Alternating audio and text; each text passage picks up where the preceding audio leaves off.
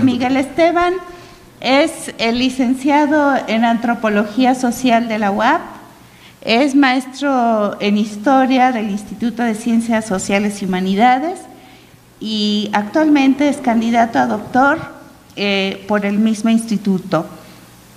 Él es titular del Archivo Histórico de Chipilo y cofundador del Museo de la Migración Italiana, también en Chipilo. Es una de las actividades que más le ocupan es el ser recreacionista histórico, practicante de artes marciales históricas y juzgador profesional, actividades en las que no hemos tenido la oportunidad de disfrutar, digamos, pero que es importante subrayarlas porque tiene en la piel el asunto de la guerra. Muchas gracias, doctora. Pues bueno, quisiera agradecer a la doctora, al doctor Eliud, a todos los que hicieron posible pues este evento. Y quisiera empezar con una frase de Plutarco que es «Nolite de legem voce nobis qui gladi ferre», es decir, no cesaréis de citarnos leyes a nosotros que ceñimos las espadas. Es porque la historia militar es sumamente importante. Lo militar es aquello que detiene todo lo demás. No importan los argumentos, no importan las leyes, no importan los pensamientos.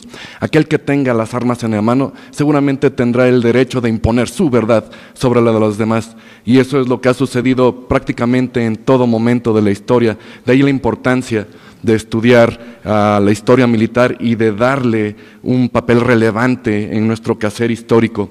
Pues bueno, yo quiero mostrarles las técnicas militares, marciales, hispano-indígenas en los siglos XVI y XVII, particularmente en el XVI, que es en donde se da perfectamente esta conjunción de lo hispano y de lo indígena. Pero bueno, primero hay que entender algunas características. La primera es que hay que entender técnica, táctica y estrategia. La más grande de todas es la estrategia. Tiene un marco temporal, espacial y demográfico mayor. Bueno, hay un militar aquí presente. Si estoy mal, por favor, al final me corrige. Se piensa en una estrategia cuando se habla a larga escala. Estratego significa general en griego y se refiere a cómo crear, cómo hacer que un ejército pueda alcanzar una victoria esperada en cuánto tiempo. Táctica es un nivel un poco más local, generalmente se aplica a menos tiempo, a menos cantidad de gente y regularmente a batalla. Y yo, en lo particular, quiero hablarles al respecto del nivel más sencillo, de la primera cadena, de la técnica. Es decir, tenemos un ejército, tenemos un batallón, divisiones, etcétera, pero una persona, ¿cómo se instruye a una persona para que haga lo que tiene que hacer en una batalla? ¿Cómo entiende esta persona el dominio de sí mismo y de las armas? Y sobre todo, ¿cómo esta persona puede ser capaz de atacar, de ofender o de defenderse con ciertos medios que pueda tener a su disposición? Esa quizás es la parte que menos se ha estudiado en términos de la historia militar. Siempre los historiadores militares se van a lo macro, a las batallas, a las tácticas, a las estrategias, y dejan de lado al individuo y a lo que tiene que hacer el individuo en una situación particular. Ahora, lo que tiene que hacer este individuo y cómo se aprende. En Europa había una división tripartita, prácticamente desde la época de los griegos, pero bueno, saltándonos un poco toda esa parte, en la Europa medieval y muy particularmente en España y muy particularmente desde Alfonso X, se organiza la sociedad de manera tripartita. En el caso de los oficios, y aún hoy en algunos casos, hay aprendices, oficiales y maestros. En el caso de las órdenes militares, había pajes, escuderos y caballeros. Y en el caso de lo que acontecerá en la Nueva España, esta división tripartita será la de preboste, bachiller y maestre, o mestre o maestro. Es decir, había una división en la que en el primer nivel había muchas personas, en el segundo nivel muy pocas, y en el último nivel muy pocos, llegaban a ser maestros, que eran los que a su vez impartían este conocimiento. ¿En dónde lo impartían? Pues bueno, en la Europa medieval y muy particularmente en España, y aún más particularmente en la España de la Reconquista, es decir, prácticamente durante 800 años, aunque muy especialmente a finales del siglo XV, era de esta forma, en palestras. Había maestros que eran itinerantes, algunos no lo eran, algunos eran maestros oficiales contratados por las cortes y con sueldos particulares, pero bueno, había maestros itinerantes que iban de plaza en plaza e impartían sus conocimientos por pagos que a veces eran pequeños, tan pequeños que algunas crónicas le recomendaban a algunas personas que lejos de ser maestros de armas, mejor se dedicaran a ser zapateros o herreros, porque tendrían un futuro más seguro, mejor garantizado. Así que de entrada esa parte es muy interesante. A pesar de tener el prestigio de llevar el nombre de maestro, no necesariamente iba bien en lo económico. ¿A quiénes se les enseñaba? Pues bueno, en Europa generalmente este privilegio lo tendrían los nobles, pero en España, a partir de Alfonso el Sabio, se pedía que el pueblo en general, el pueblo llano, tuviera cierto nivel de adiestramiento en las armas, precisamente por las cuestiones de la Reconquista.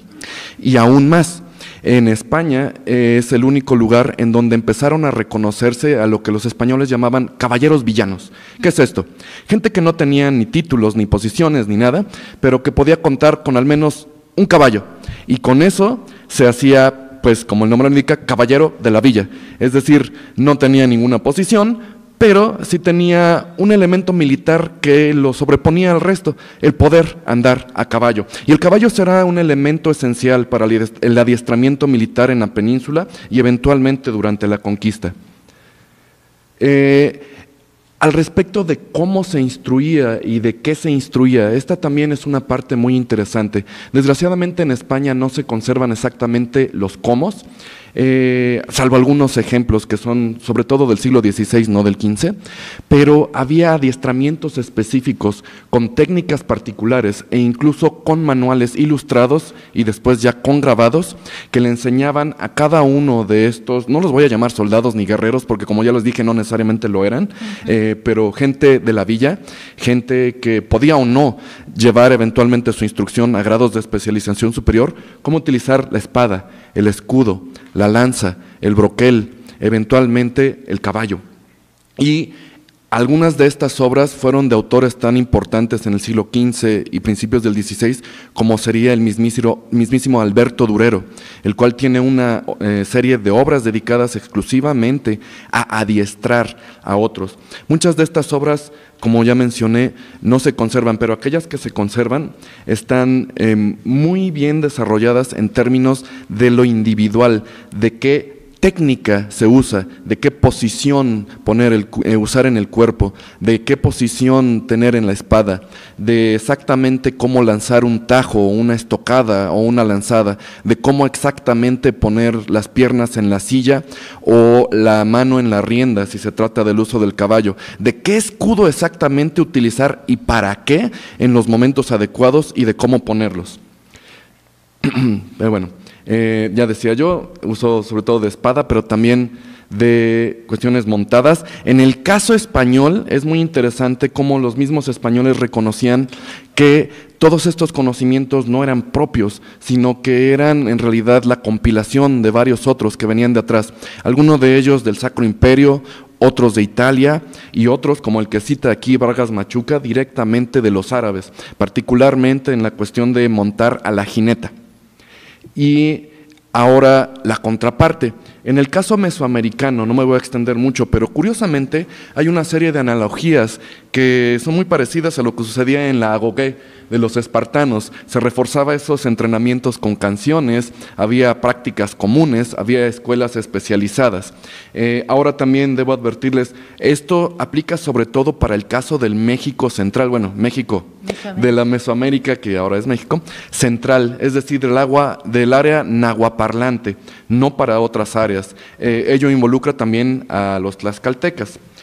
Y hay algo que es de suma importancia para esta exposición. Si bien existe una educación guerrera que empezaba a una muy corta edad, lo que realmente me interesa para este estudio es lo que sucedía al final. Estos son los huehues. Huehue significa viejo y desgraciadamente es una palabra que en náhuatl se usa para muchísimos términos. En este caso sería maestro, maestro de guerra. Ahora, maestro en náhuatl se dice temachtiani, no confundir. Huehue, por eso digo que desgraciadamente es una palabra demasiado interpretable, pero en las crónicas, particularmente en el libro 12 del Códice Florentino, se habla de que los huehues, estos, los militares, eran personas que habían obtenido primeramente a un rango militar tal como caballero águila o jaguar y que eventualmente después de su retiro seguían yendo a la casa de las águilas o la de los jaguares e instruían a estos reclutas, llamémosle, tampoco tenemos un término, y algunos de ellos también iban al Tepochcali, perdón, no al Tepochcali, no, a la escuela de los jóvenes al Calmecac para instruir a los reclutas más jóvenes, bueno, a los estudiantes, llamémosles también, no hay una palabra como tal, y que incluso durante las batallas ellos se ponían en medio de las formaciones militares de los guerreros más jóvenes, los que no habían hecho cautivos, para de alguna manera instruirlos, para de alguna manera limitar sus movimientos y sus formaciones. Estos son los que probablemente después tuvieron una intervención importante en el mundo ya hispano-mexica eventualmente. Ahora también hay que entender algo, que el nivel de entrenamiento militar y las limitaciones técnicas que conllevan están ligadas. Una persona no va a entrenar en el uso de la espada si, por ejemplo, en el caso mesoamericano no conoce la espada, y viceversa. Un guerrero hispano no podría conocer o entrenar con macuahuitl si no conocía al dichoso macuahuitl. Lo más interesante de esta cuestión es que al conocerse los unos y los otros de manera pragmática, aunque también en las crónicas se establece en qué detalles sí, en qué no, se involucraban unas técnicas de Mesoamérica entre las huestes hispanas y técnicas hispanas en las huestes mesoamericanas, resulta que la combinación es lo que terminó por crear un estilo propio, una identidad de guerrear distinta a la de la península para la de los hispanos y a la de Mesoamérica para los propios mesoamericanos. Y pues bueno, algunas mezclas se dan, por ejemplo, en cómo se crearon equipamientos, yo los voy a llamar híbridos, no necesariamente es el término, pero como de españoles sustituyendo sus gambesones por ixcahuipilis, o incluso castellanizando la palabra, escaupil, o en el caso de los guerreros mesoamericanos, utilizando en lugar de las puntas de obsidiana, puntas de metal, que ya sea que fueran armas capturadas de los propios europeos o armas perdidas de los europeos y que ellos adaptaban, y de los cuales, por cierto, hay en muchas crónicas testimonio, como esta de Bernal, de que los propios mesoamericanos, sin conocer exactamente los detalles de su uso, llegaron a abatir incluso a huestes importantes de caballería en el propio sitio de Tenochtitlan. Bueno, aquí en el lienzo de Tlaxcala también hay otros ejemplos de cómo, por ejemplo, se sustituían las puntas de obsidiana por puntas de lanza a la manera española. También en Bernal se cita cómo muchas puntas de lanza no eran ni siquiera de hierro, sino que eran de manufactura indígena, pero con cobre que mandaban a traer de Oaxaca. Y también en las crónicas nos dicen cómo algunos capitanes de los indios empezaron a aprender de los españoles las técnicas de lucha y viceversa, a enseñarles ellos las propias técnicas de lucha, de cómo se usaban los escudos, de cómo se organizan para combatir y de cómo hacían esto para combatir a huestes particulares o en situaciones particulares. También cómo empezaron a utilizar, sobre todo, y esto vendría a imponerse a finales del siglo XVI, los indígenas utilizando armas españolas, pero muy particularmente el uso de la espada, como muestra el propio lienzo de Tlaxcala. Los españoles, por su parte, aprendieron de los indios a luchar en estrechos y paso, donde los naturales eran muy diestros. Ahora, al respecto de la palabra diestro, también quiero hacer hincapié en la misma, pero en breve. Los indígenas a menudo adaptaron técnicas de lucha que los españoles habían propuesto, como por ejemplo el uso de los atlat, que se registra que a veces los españoles llegaron a utilizar, o viceversa, cuando los indígenas, como en este caso, aprendieron a montar a caballo. También esto con sus propias excepciones. Diestro es una palabra muy importante y muy interesante, porque cuando uno lee las crónicas no va a ser utilizada para todos los personajes, y no se refiere al hecho de tener habilidad en el uso de algo, sino que es un término muy específico. Diestro es aquel que específicamente entrena, y lo voy a poner con muchas comillas porque no había una categoría en esos momentos, pero ahora lo llamaríamos artes marciales.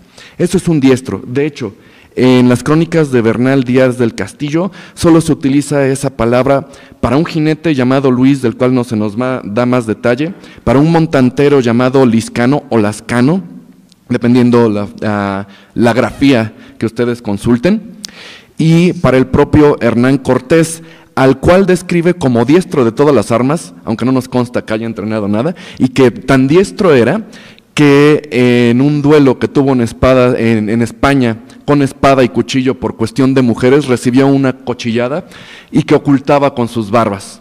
Pues bueno, esa palabra es muy importante porque la destreza será una categoría que, si bien empezó más o menos en Italia, traducciones aparte, los propios conquistadores de segunda generación, sobre todo los que estuvieron en Centroamérica y en Nueva Granada en el siglo XVI, empezaron a acuñar, y el primero que escribió el libro de la verdadera destreza de las armas para la defensa cristiana fue Jerónimo Sánchez de Carranza, una persona que estuvo en Honduras a finales del siglo XVI, y a partir de sus conocimientos es que se crea en todo el mundo hispánico una escuela que tendrá este nombre, o más bien una tradición marcial de conocimiento que tendrá este nombre, la verdadera destreza, y que aún hoy se llega a entrenar.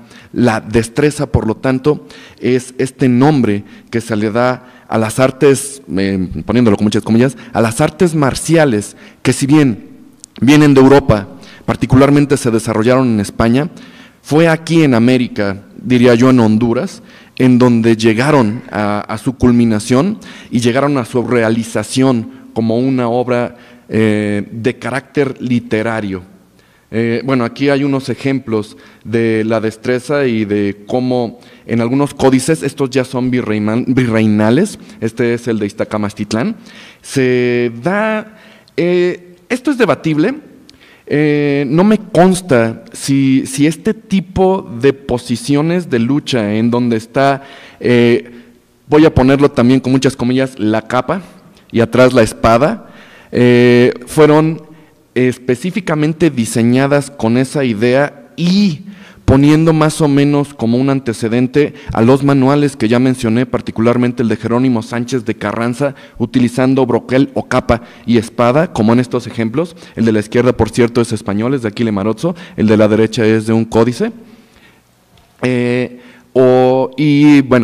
Y cómo estas obras se fueron reproduciendo en América. Aparte de Jerónimo Sánchez de Carranza, está la destreza de la jineta de Vargas Machuca, que estuvo primero en México y luego en la Nueva Granada, y también la monta la jineta de Juan Suárez de Peralta, el cual, por cierto, era sobrino de Catalina Suárez, la Marcaida, y que escribió un libro exclusivamente de cómo montar a la jineta y de diferentes recomendaciones que él le da a los guerreros hispanos para enfrentarse a los indios de guerra en tierras agrestes, específicamente montados a caballo. Bueno, y algunas de estas obras, como esta, ya escrita durante el siglo XVII y de Francisco Lorenz de Rada, que por cierto pasó de paso por la ciudad de Puebla, no se quedó, pero eventualmente estuvo y luego llegó a la Ciudad de México, tienen estos componentes mnemotécnicos que no eran ajenos al mundo indígena y tampoco a los griegos y a los romanos, en donde más que hablar de formas y técnicas, de pon una espada así o bájala 45 grados o pon un ángulo, son de cuestiones como el toro hiere más con la dura punta al caballo en el pie, tiene sus armas y el liebre del feroz curso su vale, que provido les da la naturaleza, como león también, fiereza y dientes. Uno puede decir qué bonita poesía, pero la verdad es que en los manuales había una posición del toro, una posición de la liebre y una posición del león, y del dragón y del jabalí y muchas otras. Y cada una implicaba poner la espada, el escudo o la lanza en ciertas posiciones, ángulos específicos. Y por eso estos libros fueron tan importantes, bueno, libros y a veces enseñanza oral fueron tan importantes durante el siglo XVI, pero fueron en decadencia durante el siglo XVII, no solo por ciertas leyes que restringían, como ahora lo veremos, a los indígenas de llevar armas, sino porque también se hizo un énfasis, sobre todo en el siglo XVII, al respecto de la verdadera ciencia de las armas y de la destreza verdadera que suplantaba la destreza vulgar, y la suplantaba no solo en términos de praxis, sino en términos de lenguaje, de ahora sí, vamos a poner la espada a 45 grados en la posición 3, en lugar de la posición del toro, del caballo, lo cual por cierto se me hace más aburrido, me gusta más lo de la posición del león, pero bueno, decía yo, también porque se prohibió que muchos indígenas llevaran armas, salvo la nobleza. Esto, ya me queda poco tiempo, los tlaxcaltecas le pidieron al rey poder seguir usando armas y montar a caballos, se les permitió, y muchos indígenas fueron entrenados de esta manera, y gracias a la destreza. Pero bueno, algo más, algo muy importante que tanto indígenas como españoles practicaron, indígenas siempre y cuando fueran nobles, es que practicaban todo lo que ya les hablé, estos conocimientos, estas formas, estas técnicas, esa posición del caballo, del toro, monta hacia la jineta y hacia la brida, sobre todo en astiludios, mismos que, al menos en México, fueron populares hasta finales del siglo XVIII. Y que, bueno, son las justas, los juegos de cañas. Pero bueno, después de eso se diluyó y prácticamente lo único que queda en tradición indígena militar, y la española se transformó en esgrima, la indígena se desapareció, solo algunos pueblos mantuvieron la arquería como una práctica militar constante prácticamente hasta el siglo XIX e incluso durante la Revolución. Y eso sería todo.